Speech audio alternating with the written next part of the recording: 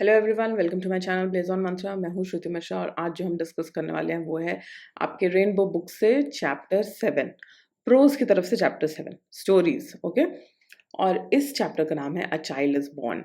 तो नेचुरली हम लोग चाइल्ड बर्थ से रिलेटेड, उससे जुड़े सर्कमस्टांसेस, फैक्ट्स, उनके बारे में जानने वाले हैं इस चैप्टर में। और चूंकि ये ऑथर एक फॉरेन ऑथर हैं तो इन्होंने एक कंपैरिजन भी दिखाया है ईस्ट साइड, मतलब एशिया में, और वेस्ट साइड यूरोप और अमेरिका में चाइल्ड बर्थ को लेकर कैसा कल्चर है, क्या सोचा जाता है, कैसे सिचुएशन होते हैं, और पेरेंट और चाइल्ड के बीच में कैसा रिलेशनशिप होता है। चलिए देखते हैं इस चैप्टर को, समझने की कोशिश करते हैं। Child is born, Germaine Greer. अब ये जो ऑथर हैं जर्मेन ग्रीर, इनका जो जन्म है और एजुकेशन है ये सब कुछ ऑस्ट्रेलिया में हुआ है। और ये बहुत फेमिनिस्ट राइटर हैं। फेमिनिस्ट राइटर्स कौन होते हैं? ये ऐसे ऑथर्स हैं या ऐसे लोग हैं जो कि women, position of women in the society के बारे में सोचते हैं, उसके बारे में लोगों को अवगत कराते हैं, उससे रिलेटेड बातें करते हैं। ठीक है, और विमेन की जो पोजीशन है सोसाइटी में उसके बारे में काम करके, रिसर्च करके उसको चेंज करने की कोशिश करते हैं। पॉलिसी, गवर्नमेंट के थ्रू नया पॉलिसी इंट्रोड्यूस किया जाए, ये सारी चीज़ें उनका मकसद होता है। ठीक है, तो जो फीमेल के राइट्स को लेकर सोसाइटी में फीमेल को कितना बराबरी का अधिकार है, कैसा उसका लाइफ है, ये सारी चीज़ों पे इन लोगों का फोकस होता है। ठीक है, तो इन्होंने बहुत सारी अलग अलग किताबें लिखी हैं। The female enough, sex and destiny, the politics of human fertility, the change, बहुत सारे इन्होंने बुक्स लिखे हैं। और इसमें ये डिफरेंट सोशल और कल्चरल दोनों तरीकों से विमेन का लाइफ कैसा है इस पूरे वर्ल्ड में, कोई एक कंट्री में नहीं, पूरे वर्ल्ड में कैसे विमेन अलग अलग तरह के सिचुएशंस को फेस करती हैं, उसके बारे में इन्होंने बहुत काम किया है, बहुत रिसर्च किया है। और इनका जनरली ऐसा मानना है कि जितने भी सोशो कल्चरल प्रैक्टिसेस हैं, जितने भी हमारे ट्रेडिशन हैं, चाहे वो वर्ल्ड के किसी भी कोने के हों, वो वैसे हैं जो विमेन को दबाते हैं और मेल को एक अपर हैंड देते हैं। ठीक है, हर जगह एडजस्टमेंट, सैक्रिफाइस वो एक औरत को करना पड़ता है और जो मेल है वो उस सैक्रिफाइस का बेनिफिट उठाता है। ठीक है, और ये बात सच नहीं है, मैं भी इस बात से अग्री करती हूँ। हर जगह सोसाइटी में ऐसा ही सिचुएशन है। Only if a women sacrifices, that is when the society progresses, right? That is how the society is shaped. The present piece a child is born, इसको sex and destiny, politics of human fertility से ही लिया गया है, उसी book से। और ये ईस्ट और वेस्ट दोनों तरफ चाइल्ड बर्थ को लेके क्या क्या कल्चरल पिक्यूलैरिटीज है, क्या क्या कल्चरल सिचुएशन है, और पेरेंट और चाइल्ड का कैसा रिलेशनशिप होता है, उन सारी चीज़ों के बारे में ये स्टोरी बताती है। तो इसे हम स्टोरी नहीं कह सकते हैं, ये एक फैक्चुअल रिप्रेजेंटेशन ज़्यादा है। वर्ल्ड के किस कॉर्नर में कैसा बिहेवियर है एक बच्चे के जन्म के टाइम पर, उस चीज़ को यहाँ पर डिस्कस किया गया है। A child is born. The ways of managing childbirth in traditional societies are many and varied. Their usefulness turns directly from the fact that they are accepted culturally and collectively, so that the mother does not have the psychic burden of reinventing the procedures. अब यहाँ पर ये सबसे पहले ये बता रही हैं कि हर ट्रेडिशनल सोसाइटी में, ठीक है, जो मॉडर्न नहीं है, जहाँ पर पुराने समय से जो रूल्स एंड रेगुलेशंस चले आ रहे हैं उनको ही फॉलो किया जाता है, तो वैसे हर सोसाइटी में बहुत सारे अलग अलग तरह के रिचुअल्स हैं जिनको पूरे सोसाइटी एक्सेप्ट करता है। और जो एक बच्चे को जन्म देने वाली नई माँ है, उसके ऊपर नया कोई बर्डन नहीं होता कि वो खुद से सोचे, खुद से चीज़ों को करे। ठीक है, सब कुछ ट्रेडिशनली बना हुआ है कि बच्चा पैदा होगा, उसके बाद ऐसा होगा, फिर ये होगा, फिर वो होगा। ठीक है, हम सभी लोग अपने आसपास देखते हैं कि सबके कल्चर में, इंडिया में वो culture place to place vary भी करता है, अलग अलग भी है, लेकिन हर जगह कल्चर है, हर चीज़ से एसोसिएटेड कल्चर है। शादी को लेके बहुत सारे रिचुअल्स है, उसी तरह से चाइल्ड बर्थ को लेके बहुत सारे रिचुअल्स हैं। ठीक है, तो उसी की तरफ ये पॉइंट आउट कर रही हैं। नेक्स्ट हम लोग जो बात कर रहे हैं यहाँ पर, उससे रिलेटेड इन्होंने कहा है, even though the potential catastrophes are alive in the memory of our community and the index of anxiety high, a ritual approach to the pregnancy which hems the pregnant women about with taboos and prohibitions helps make the anxiety manageable. अब जब एक बच्चा पैदा होता है तो बहुत तरह की परेशानी रहती है, बहुत तरह की चिंताएं रहती हैं कि कहीं वो बच्चा मर ना जाए। ठीक है, और पहले, अभी से अगर हम लोग 50 साल पहले की बात करें तो हर सोसाइटी में थ्रू आउट द वर्ल्ड जो मोर्टालिटी रेट था, मोर्टालिटी रेट का मतलब जो बच्चे मरते थे, जन्म के समय या जन्म के कुछ महीनों के बाद जो चाइल्ड मोर्टालिटी रेट था, वो काफ़ी ज़्यादा हाई था। और इसीलिए हमेशा ये डर बना रहता था कि जो बच्चा जन्म ले रहा है, वो कितने दिनों तक ज़िंदा रहेगा, कितने दिनों तक उसकी आयु रहेगी, ठीक है? कहीं उसे कुछ हो ना जाए, कहीं वो पैदा होने के समय पर ही ना मर जाए। तो इस तरह से उसको बच्चे को लेकर बहुत सारे रिचुअल्स बनाए गए हैं, बहुत सारे टैबूज़ हैं, बहुत सारे प्रोहिबिशंस हैं।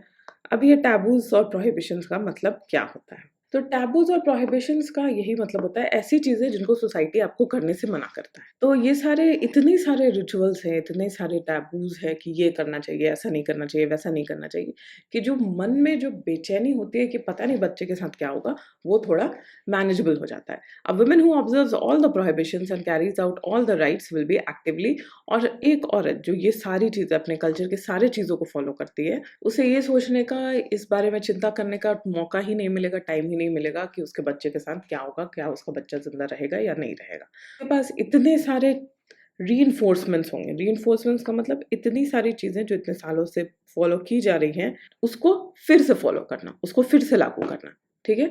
वो इतनी सारी चीज़ों, इतने सारे रिचुअल्स को फ़ॉलो करेगी और इतने सारे लोग उसको सपोर्ट करेंगे उसमें, स्पेशली उसके हस्बैंड, उसके फैमिली मेंबर्स, पूरा का पूरा कम्युनिटी उस उत्सव को मनाता है। तो उसको कुछ सोचने-समझने का टाइम नहीं मिलेगा, ठीक है? अब इस सारे रिचुअल्स में कुछ बिहेवियर ऐसे होते हैं जो कि सेंसिबल है, यूज़फुल है, ठीक है? क्योंकि बहुत सारे ट्रेडिशंस का साइंटिफिक बेसिस भी है। लेकिन कुछ ऐसे हैं जो सिर्फ़ जादू-टोना, अंधविश्वास, इन सारी चीज़ों की बात करते हैं। The remnants of this kind of prophylaxis can be found in persistence of old wives' tales about pregnancy, even an old superrelation and confused lifestyle. अब prophylaxis का मतलब है actions which is taken to prevent a disease. ठीक है? अब ये सब जो पुराने रिचुअल्स हैं, उसमें जो अंधविश्वास वाला जो पार्ट है, ठीक है? जो साइंटिफिक है, जिसका साइंटिफिक बेसिस है, वो तो ठीक है। जो लॉजिकल है, वो सब ठीक है। लेकिन उसमें जो अंधविश्वास वाला पार्ट है, उन सब चीज़ों का अभी तक हमें अंश कहाँ मिलता है? उन सब चीज़ों का हमें अंश मिलता है ओल्ड वाइव्स टेल्स, जो पुरानी औरतें अपने नए जनरेशन को सुनाती हैं अबाउट प्रेगनेंसी, ठीक है? और उनको वो और ज़्यादा कन्फ्यूज़ कर देती हैं। अब ये अपने एक जान-पहचान की लेडी के बारे में बता रही है कि वो एक यूनिवर्सिटी ग्रेजुएट थी उनके जान-पहचान की, और शी वाज़ प्रेग्नेंट, और वो अपने प्रेगनेंसी को ऐसे ट्रीट करती थी जैसे कि वो उसका टर्म असाइनमेंट हो। टर्म असाइनमेंट मतलब जैसे आप एग्ज़ाम देते हो अपने टर्म का, वैसे वो अपने प्रेगनेंसी को ट्रीट करती थी। मेटिकुलसली फुटनोटिंग एवरी डेवलपमेंट, सब चीज़ को कैलकुलेट करके, डॉक्यूमेंट करके, लिख कर रखती थी। clung to her prenatal exercises as a form of ritual observations as well as helpful preparation for the physical exploit of childbirth. और उसको जो कुछ भी बोला जाता था, वो सारी चीज़ें वो इस तरह से करती थी जैसे उसे होमवर्क मिला हो, और उसे होमवर्क को कंप्लीट करके बहुत अच्छी तरीके से सबमिट करना हो ताकि उसे ज़्यादा से ज़्यादा मार्क्स मिल सकें। As well, she observed the old die-hard superstition that acquiring equipment and apparel for baby before the birth was bad luck. और ये मान्यता सभी जगह है कि जो बच्चा पैदा होने वाला है, उसके लिए अगर आप पहले से खिलौने, कपड़े, ये सब चीज़ खरीद लेते हो, तो बहुत बार या बहुत चांसेस ऐसा हो जाता है कि वो बच्चा ज़िंदा नहीं रहेगा और वो मर जाएगा, ठीक है? तो हर जगह इसको बैड लक माना जाता है कि बच्चा पैदा होने के पहले ही हर तरह की चीज़ें उसके लिए खरीद ली जाएँ। तो ये जिस अपने जान-पहचान की लेडी का बात कर रही हैं, तो उसका बच्चा पैदा होता है, लेकिन उसके पास किसी तरह का कोई कपड़ा, कोई सामान कुछ नहीं होता। उसके पैदा होने के बाद ये सारी चीज़ें खरीदी जाती हैं। अब इस लेडी ने इतना ज़्यादा ट्रेडिशंस को फ़ॉलो किया था कि हॉस्पिटल के जो स्टाफ्स थे, जब वो हॉस्पिटल गई अपने बच्चे को पैदा करने के लिए, तो हॉस्पिटल के स्टाफ और डॉक्टर्स ने उसके साथ कोऑपरेट करने से मना कर दिया। और हॉस्पिटल के स्टाफ्स इतने ज़्यादा अनकोऑपरेटिव हो गए उसकी तरफ कि माँ और बच्चा दोनों ने अपने आप को 2 दिन में ही हॉस्पिटल से डिस्चार्ज करवा लिया और वो वापस आ गए। अब पैरा 2 में बताती हैं author, birth was virtually unattended. In a non-technocratic societies, except for remarkable accident, birth is always attended. अब मॉडर्न सोसाइटीज़ की हम लोग बात करें तो बच्चा हमेशा हॉस्पिटल में पैदा होता है, जहाँ पर उसके आस-पास अगर फैमिली के लोग ना भी हों, अगर फैमिली में कोई नहीं है या फैमिली वालों से बनती नहीं है, तो एटलीस्ट जो हॉस्पिटल के अटेंडेंट्स हैं वो होते हैं। लेकिन इस लेडी के केस में ऐसा कुछ नहीं हुआ, क्योंकि जो हॉस्पिटल वाले थे वो लेडी के बिलीफ्स, उसके रिचुअल्स, ट्रेडिशंस के साथ में कोऑपरेट करने को तैयार नहीं थे। तो इसीलिए ऑथर कह रही हैं पैरा 3 में कि इन्फेंट और मदर का मोर्टालिटी ट्रेडिशनल बर्थ में जहाँ पर औरतों को हॉस्पिटल नहीं ले जाया जाता, रेगुलर अल्ट्रासाउंड चेकअप्स, डॉक्टर्स, इन सारी चीज़ों की फैसिलिटी नहीं दी जाती, वहाँ पर बच्चे और माँ दोनों की मृत्यु ज़्यादा होती है, क्योंकि वहाँ पर जो भी मेडिकल कॉम्प्लिकेशन होगा उसके लिए कोई दवाई नहीं होगा, कोई मेडिकल प्रोफेशनल नहीं होगा जो उसको ठीक कर सके, उसको हैंडल कर सके। तो उस सिचुएशन में क्या होगा, बच्चा या तो बच्चा मर जाएगा, नहीं तो माँ की मृत्यु हो जाएगी, या बहुत सिचुएशन में दोनों ही मर जाते हैं। So no one would deny that each infant and particularly every maternal death is a tragedy to be prevented if at all possible, not that modern obstetric care which has developed in the hospital setting has been at least partly responsible for the dramatic decrease in both maternal and prenatal mortality over the past half century. अब ये कह रही है कि इस चीज़ से कोई मना नहीं कर सकता कि जो मॉडर्न हॉस्पिटल का सेटिंग है, जहाँ पर डॉक्टर्स, नर्सेस सब कुछ अवेलेबल होते हैं, उनकी वजह से पिछले 50 सालों में जो बच्चों और माँ की मृत्यु दर है वो बहुत कम हो गई है। ठीक है, इसके बारे में कोई दो राय नहीं है, कोई इसे झुठला नहीं सकता कि हॉस्पिटल्स की वजह से ही अब बहुत कम बच्चे, नवजात बच्चे मरते हैं, और या बच्चा पैदा करने के समय किसी औरत की मृत्यु होती है। ठीक है, क्योंकि उस समय अगर कोई भी कॉम्प्लिकेशन होता है तो उसको हैंडल करने के लिए वहाँ पर डॉक्टर्स होते हैं, प्रॉपर प्रोफेशनल टीम होता है, प्रॉपर इक्विपमेंट्स, दवाइयाँ, सब कुछ अवेलेबल होती है। ठीक है, जो कि जब घर में बच्चा पैदा हो रहा है तो वो सारी फैसिलिटीज़ अवेलेबल नहीं है। और जो अल्ट्रासाउंड जैसे जो फैसिलिटीज़ हैं, जो कि डॉक्टर को इस चीज़ में हेल्प करता है कि बच्चे का ग्रोथ कैसा है, बच्चे का डेवलपमेंट कैसा है, क्या वो किसी खतरे में है, क्या उसके ज़िंदगी के ऊपर कोई तरह का खतरा है, ये सारी चीज़ें डॉक्टर पहले से देख सकता है और समझ सकता है।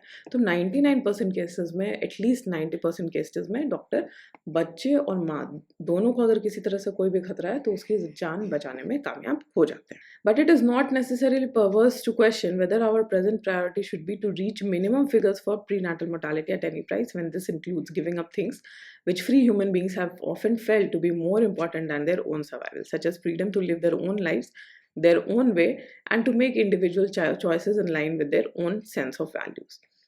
अब इन्होंने एक ऑथर, प्लेस ऑफ बर्थ, जो लिखा गया है Sheila and John A Davis के द्वारा, उससे ये पूरा पैराग्राफ कोट किया है। और इस पैराग्राफ में ऑथर जो है वो यही बात बता रहे हैं कि हम लोग इस चीज़ को मना नहीं कर सकते हैं कि हॉस्पिटल का कितना बड़ा रोल है पूरे सोसाइटी में नवजात बच्चे और माँ के मोर्टालिटी रेट को कम करने में, लेकिन साथ ही इस चीज़ को भी नहीं झुठलाया जाता सकता कि हमारा जो फ्रीडम है, आवर वे ऑफ लिविंग जो है, जिस तरह से एक पर्सन रहना पसंद करता है, उन सारी चीज़ों में, उन इंडिविजुअल चॉइसेस में कमी आ गई है इस तरह के इंस्टीट्यूशनलाइज्ड प्रोसेस से। इंस्टीट्यूशनलाइज्ड प्रोसेस का मतलब है एक हॉस्पिटल का सेटिंग जहाँ पर आप अपनी मर्जी का नहीं कर सकते हो, वहाँ पर आपको वही करना होगा जो आपका डॉक्टर बोल रहा है। ठीक है, तो वहाँ पर आपके फ्रीडम में कमी आ जाती है। फिर से ऑथर 4th पैराग्राफ में ट्रेडिशनल सोसाइटीज़ की बात कर रहे हैं, जहाँ पर विमेन, अब ये ट्रेडिशनल सोसाइटीज़ ज़रूरी नहीं है कि ये एशिया की बात हो, कहीं पर भी, ठीक है, पूरे वर्ल्ड में जहाँ पर भी सोसाइटी ऐसा है जो पुराने ज़माने के ही ट्रेडिशंस को फॉलो करता है और मॉडर्न नॉर्म्स, मॉडर्न रहने के तरीके, rules and regulations, science, medical help, इन चीज़ों को ज़्यादा इम्पोर्टेंस नहीं देता। ठीक है, तो वैसे सोसाइटी के बारे में ऑथर कह रहे हैं कि अभी भी बहुत सारे ऐसे सोसाइटीज़ हैं, ऐसे बहुत सारे कम्युनिटीज़ हैं जहाँ पर एक औरत जब उसकी शादी होती है तो वो अपने माँ के घर को छोड़ के अपने मदर इन लॉ के पास रहने जाती है। और किसके साथ में रहती है, मतलब वो किन तरह के लोगों के साथ रहती है, वो अपने हस्बैंड के माँ और हस्बैंड के भाई के वाइफ्स के साथ में रहती है। ठीक है, it is a truism of anthropology. Truism of anthropology का क्या मतलब है? एंथ्रोपोलॉजी होता है स्टडी ऑफ ह्यूमन बीइंग या ह्यूमन सोसाइटी। ठीक है, और ट्रूइज्म का क्या मतलब है? ट्रूइज्म का मतलब होता है ऑब्वियस बात कहना, जो सबको पता है कि ये फैक्ट है, ये ट्रूथ है। ठीक है, तो ये ऑब्वियस बात है, सबको, ये स्पेशली इंडिया जैसे कंट्री में हम लोग इस चीज़ को बहुत अच्छे से समझते हैं और बहुत अच्छे से जानते हैं कि यही होता है, ऐसा ही रिचुअल है। बट फिर क्या होता है, that such women do not become members of their new family until they have born a child. ठीक है, बट वैसे वुमेन को जनरली फैमिली मेंबर तब तक कंसिडर नहीं किया जाता जब तक उसका एक अपना खुद का बच्चा ना हो जाए। If you consider that in such societies the marriage was quite likely to have been arranged. अब उसके ऊपर से ये अरेंज मैरिज का सेटअप है। It is understandable that the bride too longs for the child who will stand in the same intimate relationship to her as she with her own mother.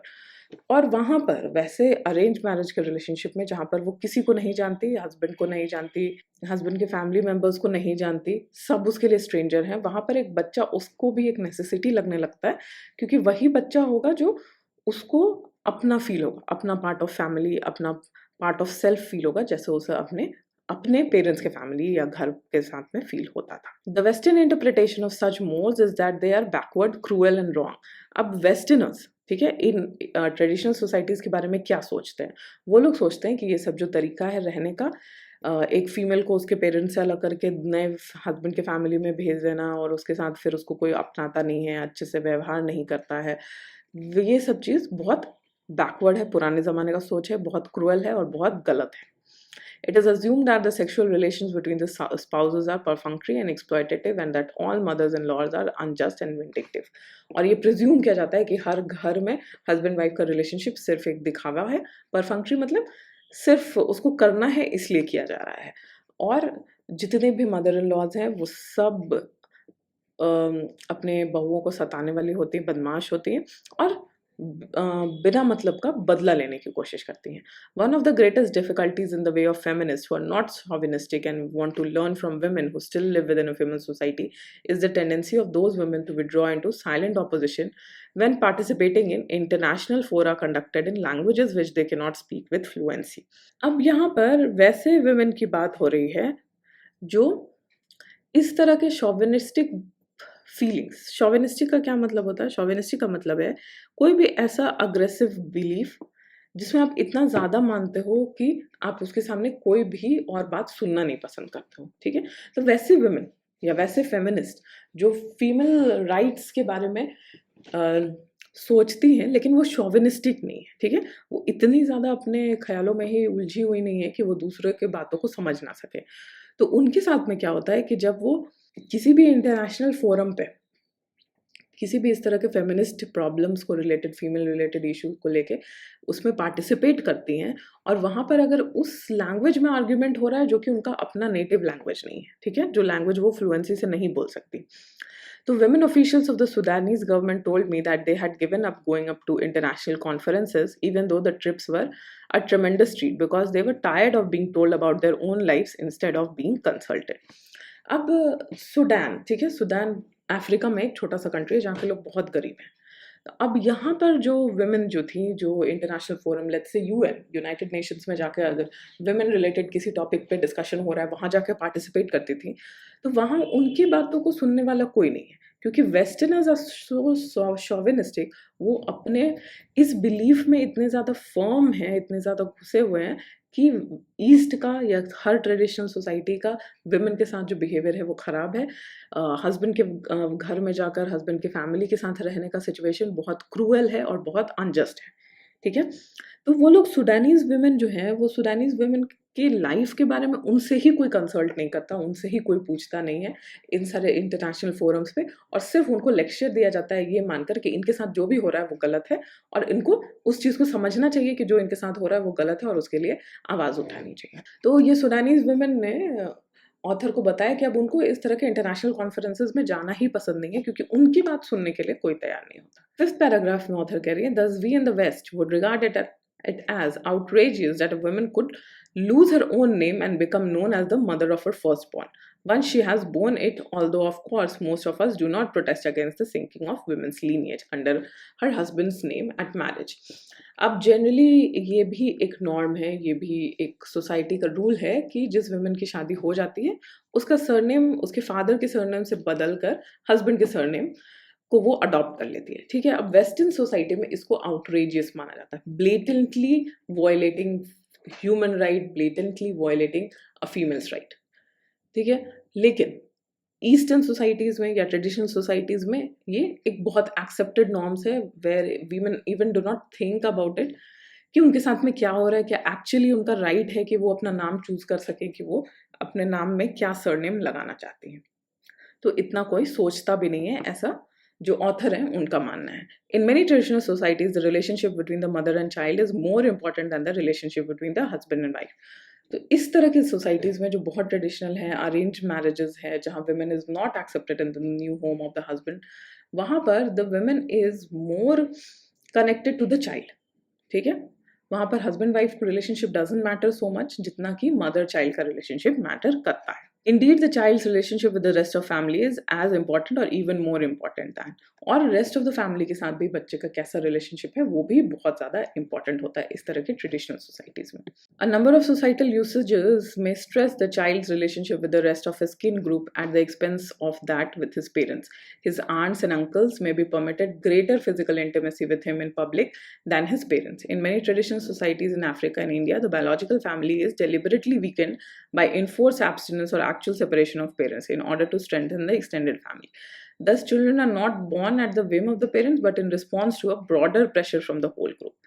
तो यहाँ पर ऑथर बता रहे हैं आपको कि अफ्रीका और इंडिया में जो बहुत ट्रेडिशनल सोसाइटीज़ है वहाँ पर क्या होता है, जो बच्चा है वो इसलिए नहीं पैदा होता कि उसके माता पिता उसको पैदा करना चाहते हैं, वो इसलिए पैदा होता है कि पूरा का पूरा खानदान प्रेशराइज करता है कि बच्चा पैदा करो, बच्चा पैदा करो, बच्चा पैदा करो, and this is not something an exaggeration. ठीक है, ये ऐसा नहीं है कि कुछ जो भी यहाँ पर लिखा गया है इस चैप्टर में ये समथिंग एग्जैजरेटेड है या बहुत बढ़ा चढ़ाकर ऑथर ने बताने की कोशिश की है.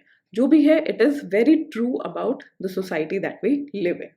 और वहाँ पर जो बच्चे का रिलेशनशिप अपने एक्सटेंडेड फैमिली मेंबर के साथ होता है, not with the direct parents, वो उसका relationship is more intact with grandparents, aunts, uncles. ठीक है, उनके साथ में वो ज़्यादा घुला मिला हुआ होता है rather than own father and mother.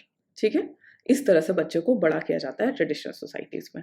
अब यहाँ पर हमारे पास कुछ क्वेश्चन आंसर्स है, पहले ट्रू और फॉल्स है उनको सॉल्व करते हैं and then will come to the question answers. Okay, so question answers. In a traditional society, a pregnant woman has to follow the conventional procedure of childbirth. True, सही है, जो traditions हैं उसको ही follow किया जाता है. Even taboo and prohibitions help to manage anxiety. ये भी true है, ये भी लिखा गया चैप्टर में. Western women suffer mostly because they have to manage everything on their own. ये भी सही है, वेस्टर्न वुमेन के पास इतना ज़्यादा हेल्प, इतने तरह के लोग, इतना बड़ा फैमिली नहीं होता जो उसके लिए हर कुछ मैनेज करके दे या उसको मॉरल सपोर्ट प्रोवाइड करे.